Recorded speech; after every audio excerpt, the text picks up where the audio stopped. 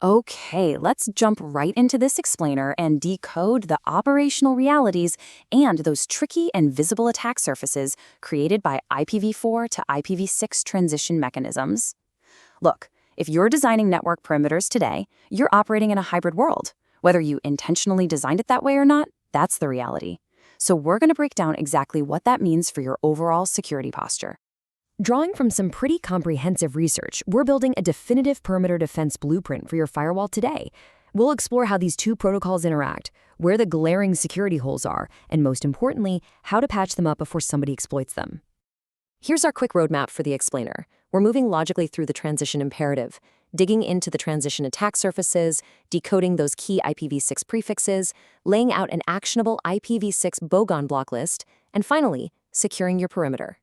Section 1. The Transition Imperative. Why coexistence is unavoidable. We've got to start with this unavoidable fact. IPv4 address exhaustion isn't some looming future risk. It's history. The IANF free pool, that completely dried up back in February 2011. And by 2019, all the standard regional internet registry pools were empty too. So understanding transition technology is absolutely non-negotiable for security architects. We've got legacy systems, think industrial devices or enterprise apps, that are completely hard-coded with IPv4 assumptions. We can't just flip a magic switch to IPv6. This forces a prolonged coexistence period that we'll be dealing with for decades. And this is a massive operational reality right now. As of 2026, about 45% of Google users are reaching services over IPv6. Major ISPs are operating IPv6 primary networks as we speak. So this transition is not theoretical at all. It is actively happening on your networks right now. Section 2. Analyzing transition attack surfaces, the invisible threats. Coexistence sounds nice and peaceful, right? Well, in network architecture, it usually just means double the complexity and double the trouble. Every single transition mechanism carries its own unique baggage. If you use dual stack, you're running both protocols simultaneously, which literally doubles your policy enforcement surface. If you use translation, like NAT64, you end up breaking end-to-end network integrity. But for security architects, the absolute core concern is tunneling. Mechanisms that encapsulate one protocol inside another act exactly like a Trojan horse, totally bypassing your traditional perimeter controls. It's a classic tension between intended operational benefit and modern security risk. Mechanisms like 6to4 and Teradot were built years ago for a good reason, to ensure early IPv6 connectivity for users who didn't have ISP support. But today, that operational benefit is practically zero, while the security risk of unauthenticated relays just punching holes straight through your firewall is unacceptably high. Section 3. Decoding key IPv6 prefixes, tunnels, and backdoors. So to properly lock down your network, we really need to decode the specific prefixes that act as these backdoors. Let's take 6to4 as an example, which uses the 2002:/16 prefix. What's wild about 6to4 is how it algorithmically derives your IPv6 prefix. It actually embeds your 32-bit public IPv4 address directly into bits 16 through 47 of the IPv6 address. At the time, it was a really clever way to route traffic over the IPv4 internet, but from a security standpoint today, it's incredibly fragile. The structural design of 6to4 is honestly a security nightmare. Trust in relay operators is completely absent.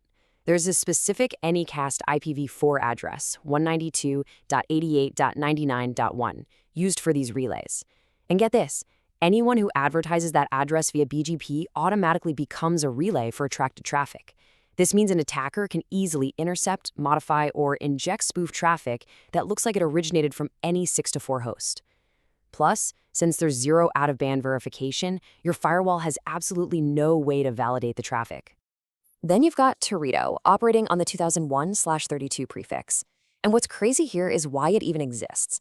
It was originally designed for operating systems like Windows Vista specifically to punch through NOT devices. It does this by encapsulating IPv6 packets inside UDP IPv4 packets, explicitly targeting destination port 3544. It literally encodes the server IP, the client public IP, and an obfuscated port mapping right into the address itself. Think about what that actually means for us. Teradot is actively designed to evade NAT and perimeter firewall visibility. In modern networks where native IPv6 is widely available, Teradot and 6to4 represent a disproportionate risk with absolutely zero operational benefit. Because these mechanisms allow unauthenticated traffic to tunnel straight through your IPv4 firewalls, they need to be aggressively deprecated. No exceptions. Section 4. The IPv6 bogon blocklist. Actionable perimeter defense. Okay, this is the most actionable part of our explainer, your definitive IPv6 bogon blocklist. You're definitely going to want to save these rules for your firewall configurations. Let's recap exactly what these prefixes are used for and whether they should be allowed or blocked.